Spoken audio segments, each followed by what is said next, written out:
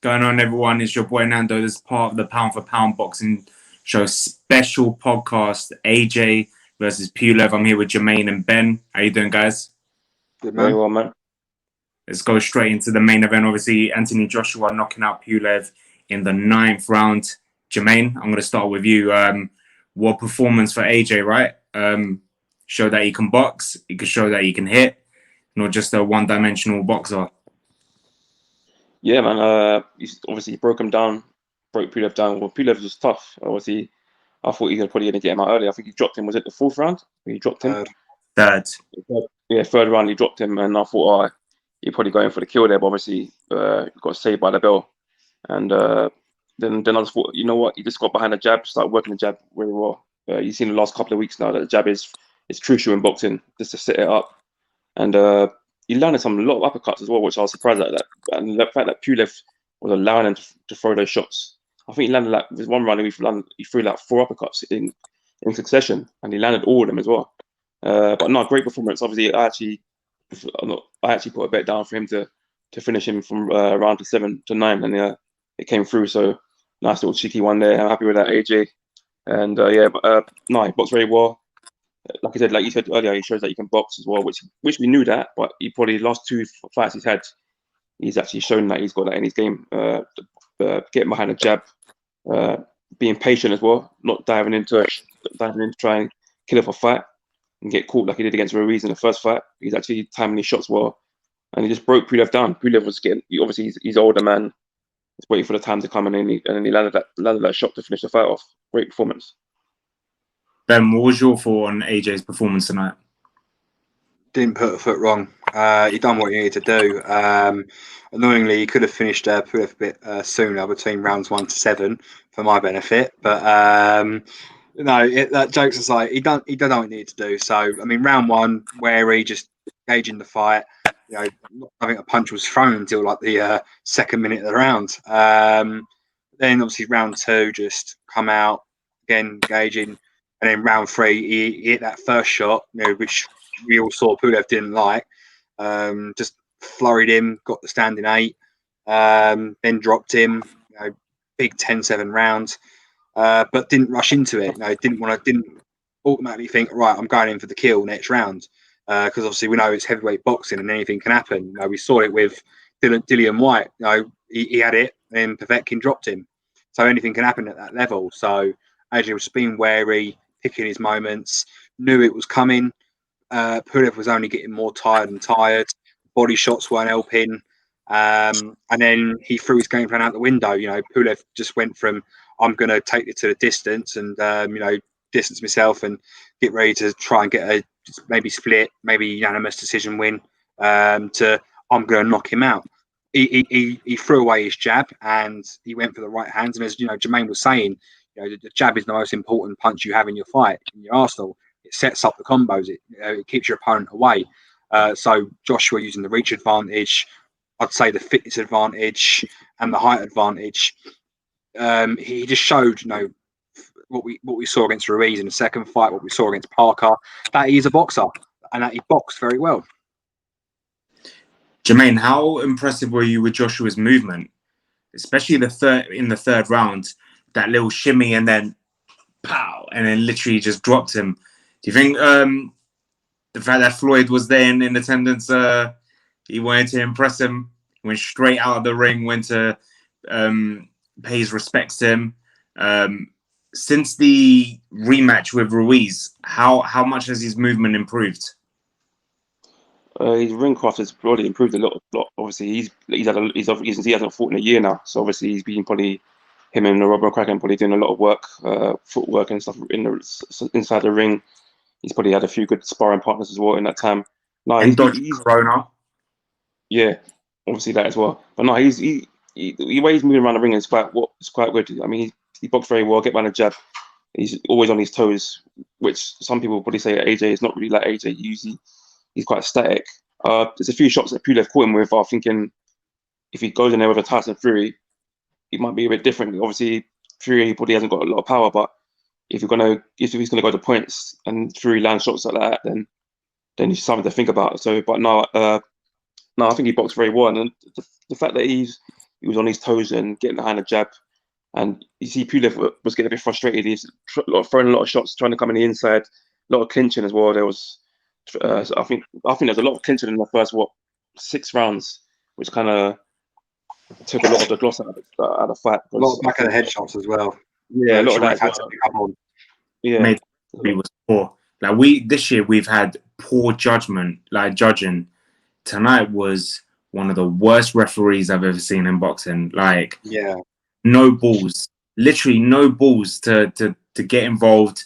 To the amount of the shots that Pulev was giving AJ, and he wasn't saying nothing. And the thing that made me laugh was it was like round 7 or 8. I think AJ must have did one to Pulev, and that's when the referee got involved and like gave him a warning. It's like, bro, you serious? Like you. And how many times did Pulev hit AJ after the bell, and still? Yeah, and then the command at the beginning of the fight, like 2 seconds. It's like, bro, it's like, guys, touch gloves. Like, I've got nothing to say. I texted to you. Like, what the hell is that? Yeah, I mean, like I said, the referee let a lot of that go from Pulev on Pulev's side. A lot of the back of the punches to the back of the head. There's a lot of, like I said, there's a lot of clinching in that fight, which kind of took the gloss out the first couple of rounds. But when they're actually allowed to let their hands go and allowed to fight on the inside, you saw more of a better fight towards the end.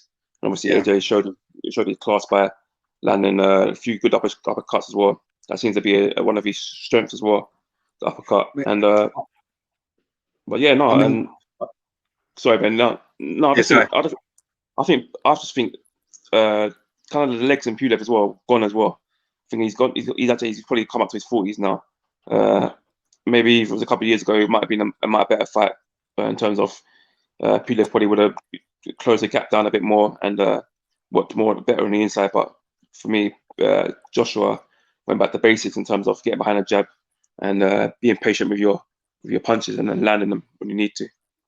Yeah, I think, Pulev would have probably preferred the bodybuilder Joshua as opposed to this Joshua. I mean, let's take nothing away from Joshua. This is a guy, Pulev, who had only been dropped, knocked out in one of his fights, and that was against Klitschko.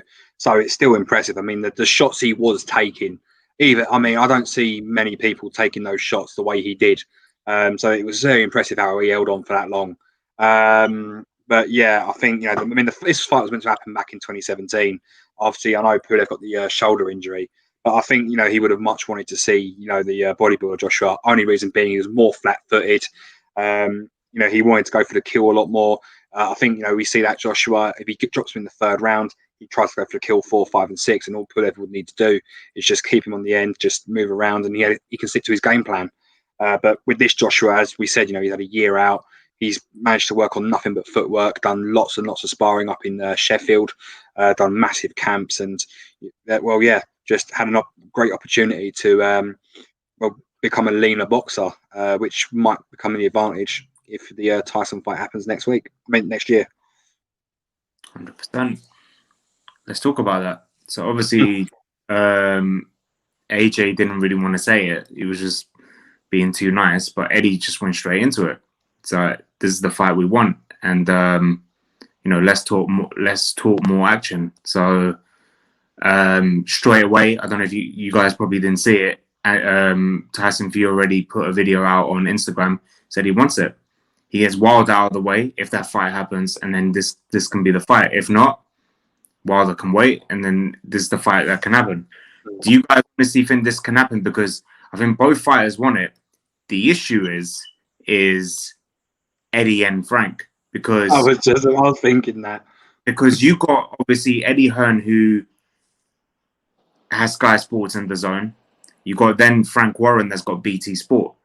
Technically, it should be on Sky because AJ's got more belts. That shouldn't matter, but I think there's more money in DAZN and Matchroom and Sky than there is on BT Sport. No disrespect to BT Sport, but that's how it is. But look, I just want the fight done. I don't even care if it's on Channel 5, mate. I just want this fight done.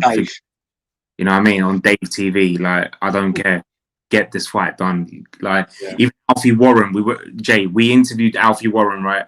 And he said himself, enough of this. guys, just work it out and let's get these fights done because we're missing out. We are missing out. So this is the fight that needs to be done because Fury has made it clear.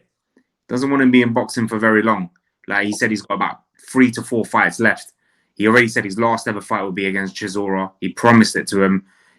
So we need these 2 fights to happen. Maybe even a trilogy. If AJ can get a win and Fury can get a win, we might even see a trilogy. But this is the fight we need to see. Yeah, for me, the fight needs to happen. Even more so now that obviously they got all the belts still intact now. I think if AJ would have lost that fight today, I don't think that fight would have happened now. I think it adds more to it now. For me, that's a legacy fight now because that can easily do numbers at Wembley Stadium, Cardiff, anywhere which holds 60,000 plus. That can definitely do numbers there. So I think that fight needs to happen. It needs to happen before WBO get involved. They start saying you got to defend your title against Usyk, then we're going to be waiting another back end of next year, and it might not happen next year. Then you might have the situation with Deontay Wilder popping out woodwork again, saying I've got a fight. I've got a clause here saying I've got to fight Fury for the trilogy, and if you're not, then I'm going to take you to court. So for me, they need to sort that out and make a deal. I think apparently start of the year they said they agreed on a deal where they may have 2 fights together, Fury and Joshua. So why don't this get done? For me, it should be simple, man. I believe it probably has to be a 50-50 fight. Obviously, you say DAZN and Matchroom and Sky and all that, and BT, but obviously Joshua's got all most of the belts. But for me, the WBC is the biggest belt in boxing for me. It's the most prestige belt in boxing. Fury is a lineal champion. No one's beat Tyson Fury. For me, if they're going to financially, that has to be 50-50. For me, I know obviously some people will think differently about it, but for me, that fight has to be 50-50. They have to split all costs straight down the middle to get that fight on. And I think that's what it's going to take, because I don't believe anyone's going to be saying they want to be 60-40. I think they both want to have the 50-50 way. And I say to Frank and Eddie to make it happen now, man, because this fight will be the biggest fight in British boxing history if it is made. So get it over the line. I mean, let's not take it away. I mean, Frank Warren and Eddie Hearn are very smart guys. They are very intelligent. They know what to do. It's just a matter of fact is, can they put their egos aside and put business minds aside and think about the biggest fight in British boxing? Can they make it happen? I'm not talking about making it happen at the back end. I'm looking at maybe summer 2021, maybe even late spring, because as you said, Fury is retiring against Chisora. Fury has 3 or 4 fights left in him. He's getting on, and whilst he's still in the form he is, while we're seeing Pinnacle Fury, who is working on his power, knocked out Deontay Wilder, we want to see both boxers at their best. We don't want it to get too late. We don't want like a Lennox Lewis Mike Tyson scenario where Lennox fought Lennox fought Tyson far too late. We want to see them in their prime. We want to watch a good fight. Go either way. Yeah. 100%. Hopefully this fight can be done. Let's talk about some of the other fights. I know Jermaine wants to talk about Florian Margu. What's your thought on Florian Margu tonight, Jay? For me, I think he was robbed, if I'm honest. Obviously, some people talk about Florian and say he's not the greatest. A lot of people rate him highly. Even if you rate him highly or you don't, for me, he was robbed. And we've seen too many decisions like this in boxing over the last year or so, which is criminal, man. Like you said, in a way, they're ruining people's careers when you're doing this stuff like this. Obviously, we've seen earlier in the year, Lewis Ritson, Perez has got absolutely robbed. You've seen the other day with me when Danny Jacobs versus against Rosado. Another shocking decision there.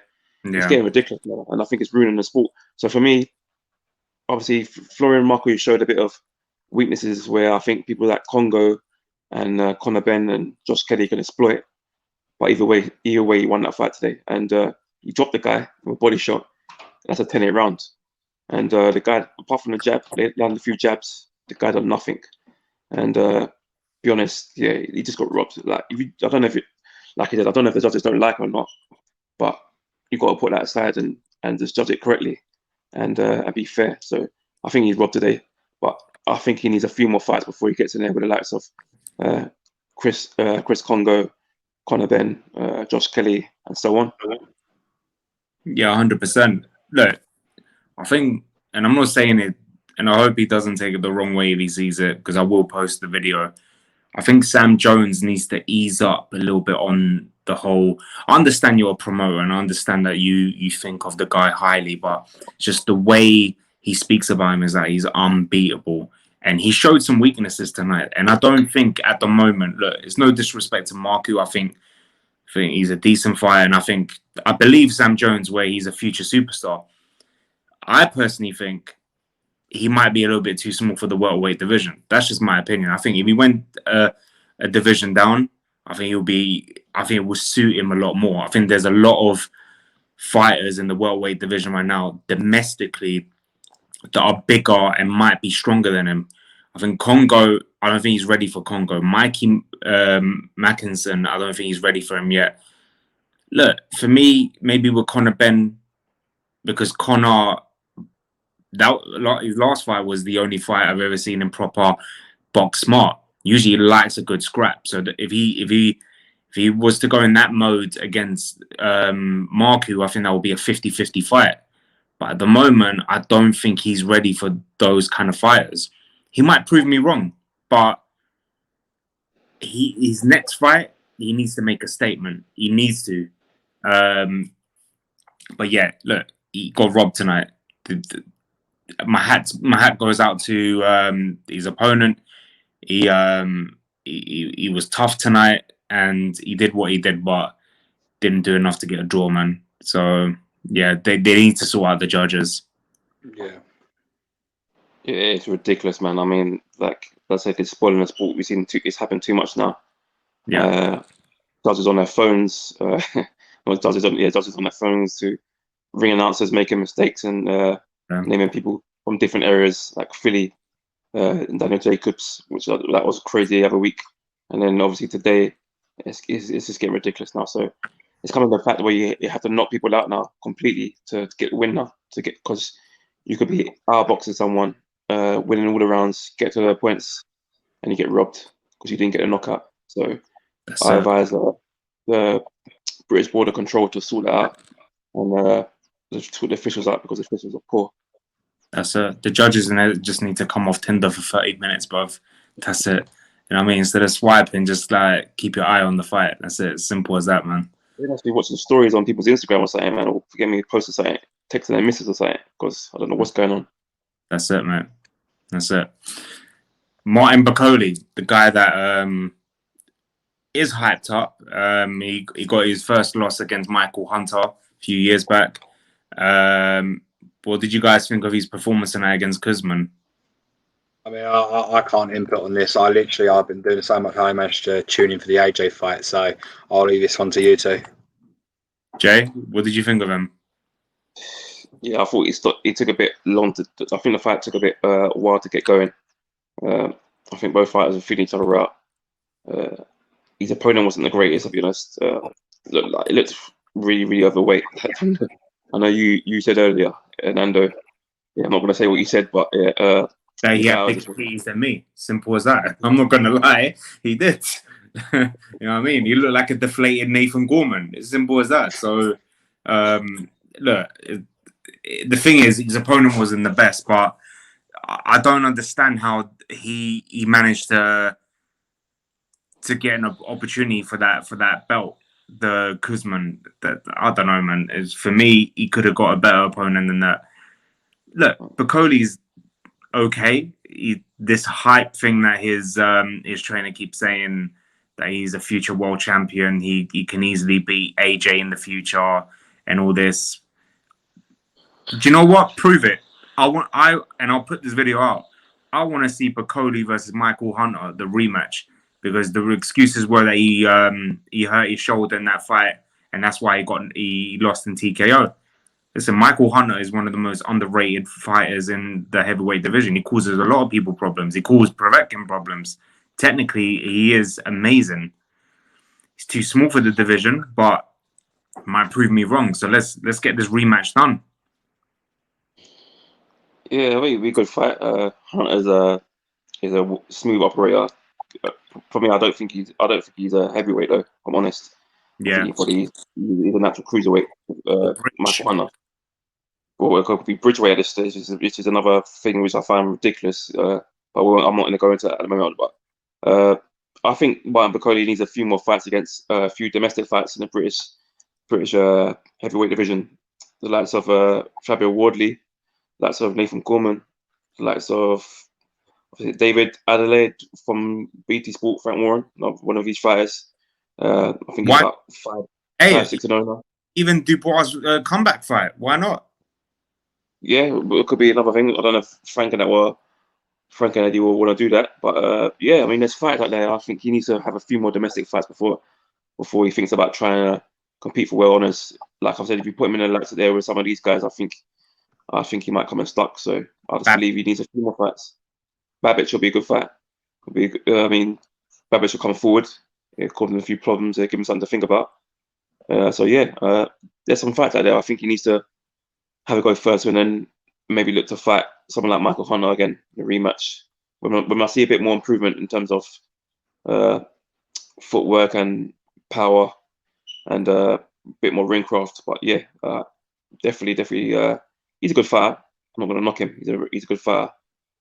Yeah, I agree with you. I just want to see him fight a better opponent. I need to see more of him. This hype that I keep hearing about him, I don't see it.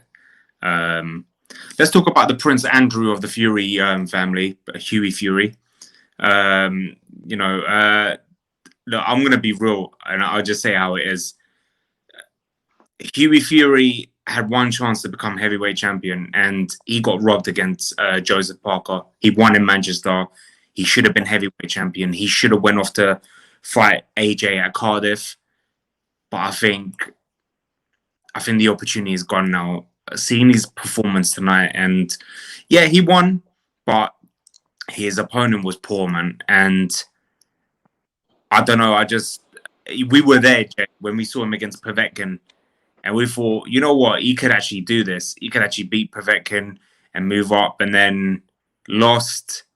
He's technically okay, but for me, he's more domestic level, man. He's not world level, in my opinion. For me, the most, in my opinion, Hughie Fury can go on and do is maybe a European title, in my opinion. Joy. That actually would be a fight. Even Del Boy. How about Hughie Fury versus Chisora? I think that's a bit harsh, mate. I don't know. He's only 26. We're forgetting that he's only 26. He's got a long time to go in terms of thing. Unless you've got a fight that's going to be dominating for another 5 to 10 years in the heavyweight division, which I can't really see at the moment. When you do see the likes of Fury retire, Joshua going to go on forever. You never know. He might one belt might come vacant. You don't know what's the situation. One belt might become vacant. You might actually fight for a world title after, if Joshua fights Fury, and one of them has to vacate, because I believe they're not going to be undisputed forever. One of them going to have to be undisputed, and they're going to have to vacate a title. So why can't he go for one of those titles?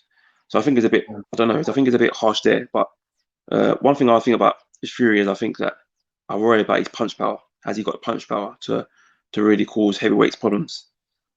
And for me, Owak is not the greatest of opponents. I believe if Dillian White was in a better condition, Dillian White would have got him out last year in Saudi Arabia. So that's what I'm worried about Fury in terms of, has he got punch power? Could he maybe fight a cruiserweight? I don't know in terms of his weight and how he can adjust to that. Could he maybe fight a cruiserweight because he hasn't got the power to fight at heavyweight? I think he's too big for it. Well, yeah, maybe so. Bridgeweight, he might be able to do it. I just don't think he's good enough to win a world title, Jay. I know you're saying that these fighters ain't gonna last a while and whatever, but you got like the likes of Fabio Wardley, you got Adelaide. Is it Adelaide? The one for I think it's Adelaide. Him coming up. You got so many other fighters coming up. It's just they're gonna make it difficult for him. They're gonna make it difficult. You never know, innit? But I don't know. I just don't see it. I think European level, in my opinion, for Hughie. I hope he proves me wrong. But yeah, man. Another thing though about Fury is that he fought most of the fight with a bad cut eye, and I thought when he first sustained the injury, I thought the blood might bleed into the eye, and he might have to force his fight to basically to call off the fight. But he boxed well. You knew that he had an eye injury. He boxed well. Yeah. He didn't really need to engage and knock the guy out, because for me he was boxing him very well. He's winning every round pretty much. Most of the rounds he probably won all the rounds. So he didn't really do nothing spectacular trying to get a knockout and cause that eye injury to get completely closed up. So I think you have to give him credit for that as well in his performance. But I see where you're coming from. But I just worry about the punch power. Has he got the punch power to really cause these heavyweights problems? And that's one thing. The jury's still out on that. The jury's still out on that if he's got the punch power to really cause these guys problems moving forward. Let's talk about your guy, Zicoli, the source. No Hines. You know what? Good performance today for Lawrence. Took the guy. He's done what he needed to do, man. He took the guy out. I know he's not your favorite cup of tea. Some probably say he's awkward, rangy, but for me, I give him credit for that performance. But the guy he fought today was awful. Mate, did I hear right that his opponent was 19-0 before this fight? Yeah, I don't know who he was fighting. He must have been fighting a couple of guys on the pub or something, mate, because I don't know what was going on.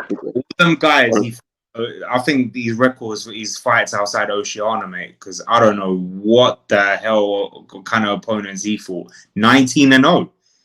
Mate, those opponents, hang your heads in shame, mate. Hang your heads in shame, bruv. Like, seriously. But yeah, no, look, I'm not gonna take nothing. I'm not gonna be biased. Look, I think Lawrence Okolie did well tonight, and as much as I don't rate him as much as to be world level, I still want to see that domestic fight with Richard Riakporhe, with Juma. There's still some people in the division I would like to see him fight. Massey out as well. Massey could fight him as well. A few other fights out there. Because Jack Massey did well against Richard Riakporhe, so that will be a decent fight. So yeah, I just wish there was a better opponent for him. I'm not saying that it's going to be a walk in the park, his next opponent, but I just wish it was a better opponent for the world title. That's it. I think Eddie Hearn has paved the way easy for his fighter to go win the world title. But my hat goes out to him. If he wins the world title, well done. You accomplished what you needed to do. You're a former Olympian GB member, and you go on to go win the world title. That's the goal. And if he does that next year, congratulations to him.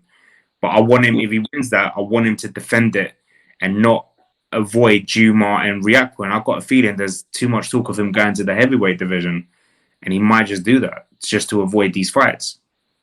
Yeah, well, Eddie Hearn came out and said that obviously if he wins the world title, he's going to go and try and unify it, fight like Makabu, Bradis as well. But I just think I think those fights can happen. For me, try to become undisputed in that division. It's not the cruiserweight division is not the greatest. It's not like how it used to be. So try to come undisputed. Obviously, he's got to come world champion first. It's not an easy task, but I believe he will. I believe he will come world champion. But after that, try and get these big fights. Try and fight these top fighters and build a legacy. But you know what? I'm actually impressed with the way he's boxed. Obviously, the guy he was in there today wasn't the greatest. But I'm not taking no credit away from the way Lawrence Okolie boxed today. And I've seen some improvements since he's been with Shane McGuigan. His movement, he's not getting get too caught up in and too much clinching as well. But I just think he needs to improve on his inside game when he fights on the inside. That's where people will criticize Lawrence Okolie a bit more in his approach to the fights. That his inside game is not the greatest. If he can improve on that, he's still young. If he can improve on that, there's no reason why he can't clean up the cruiserweight division, which I believe he will. But yeah, I understand where you're coming from. We do want to see these fights. Like I said to you about the Fury and Joshua fight, we want to see these big legacy fights. Richard Riakporhe, Dion Juma, Chris Smith, Jack Massey, all these fights. We want to see these domestic scraps. 100%. Before we go, obviously we're going to do a live stream of when this fight happens next week. Ben, you're welcome to join us if you are waking up. Yeah, if I can stay awake. So we got the best versus the best. We've got unification, WBC, the Ring, And is it WBA? WBA, WBC, And yeah, the ring, the lineal. And the Ring magazine, yeah. Yeah, super middleweight title live in Texas next week. We got Canelo versus Callum Smith. Do you know what? For once, it's a fight that I actually can't give a prediction. Like, I can't. A lot of people are saying Canelo are writing off Callum Smith, but I wouldn't. A lot of people are writing off Callum Smith because of his performance against John Ryder, but everyone has a bad performance. You know what I'm saying? Everyone's allowed to have that, but Canelo is Canelo, man. Is it going to go the distance? I don't know. So, do you guys have a prediction for this? I'm gonna go Canelo. I'm not gonna say Canelo outright. I'm gonna say Canelo will probably win, but I don't think it's a breezing victory. I think it's going to be a very close battle. But I think Canelo will come out on top, just because at the moment he is the pound for pound number one, and I think he's going to prove that in the fight. Jay?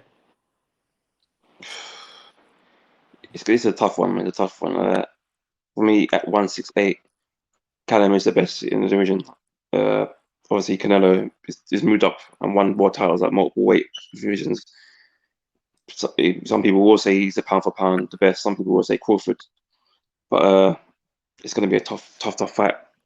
I think another thing what people underestimate is Callum Smith's inside game. For a big guy, for a tall, rangy guy, he can actually fight in the inside, and that is a strength of Canelo's. So it's going to be interesting, intriguing fight in terms of body shots and stuff like that. Obviously, Canelo is one of the best at going to the body, but like I said, Smith is great in the inside for a big guy. It's going to be down to punch power in this fight. I'm going to sit on the fence for this one though. I can either see it going a points win for Canelo, or I can see Smith stopping Canelo. Honestly, I think it's actually the other way around. If I had to give a prediction, I think if Smith wins, it'll be on points. If Canelo wins, I think it will stop him. But I don't know, man. I can't give a prediction for this one. All I want is a great fight.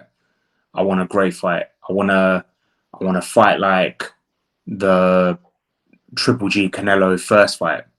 That's the fight I want. I want to fight like that.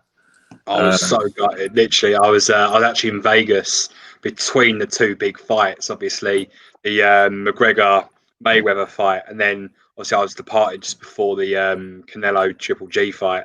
But yeah, literally the atmosphere was massive. Obviously, you've just had the fallout from one of the biggest like named fights in the world. But then you were leading up to one of the biggest actual boxing fights in the world. But yeah, just the hype over there was amazing. And yeah, I just can't wait to see this fight. I think it's going to be technical. It's going to be scrap. It's going to have everything. And they're just and both boxers are up for it. I can just see it being a great fight. If I had to give a prediction, I can't, but I'll say Canelo 10th round. It's what I'm feeling, but I don't know. Go with your gut, mate. If that's what it says. My head says no clue. My heart says Canelo round 10. So just go with whatever your head says first. Always go with that. No clue. Before we go, guys, one question. The winner, if there is no rematch, should the winner go face now Billy Joe Saunders? I think so. I think so. For me, I want to see Callum win because obviously I want to see these massive British fights for the belts because that's what you want. Because the fact that you're gonna have these British names, but having them with belts on the line is going to add to the magnitude of the fight. And I just want Callum to come and bring those belts back, and then Billy to move up to 168 and get this fight on. I believe winner should fight Billy Joe anyway, because I think I saw an interview with Billy Joe the other day, and he said he needs to fight these guys because if you want to see the real Billy Joe, him step up to like another level, which he did see when he fought someone like Lemieux. You need to put him in there with these guys. You can't really judge Billy Joe Saunders until you see him with these guys. So, and that's the reason why I believe he went to Matchroom to get these big fights. So hopefully he does fight the winner. If not, any fights on winning of Triple G or fights, I don't know, Andrade, or if he moves up and fights something like Cali Plant. But yeah, I just believe that he needs, from now on, Billy Joe Saunders needs to be involved in these big fights now. 100%. Guys, we look forward to doing the live stream next week. Ben, I hope you can join us. I'll see. Have a Starbucks ready, and Yeah. we'll see everyone at 4 a.m. Guys, the Pound for Pound Boxing Show, add us on Instagram, the Pound for Pound Boxing Show. Instagram, sorry, my mind's gone blank. YouTube, Twitter. the Pound for Pound, and Twitter, P4_show. Yeah, it's been a long night. Yeah, it's been a long night. It's been but a no, long night, guys. It's been a long night. It's going to be. It's probably either going to be worse for the Canelo Smith fight, but I'll do my best to keep my words together. Oh god, sleep before that and waking up for it. I can't stay up for it. Nah, 100%. Yeah. All right, Cheers, lads. Guys, take care. Peace. Well,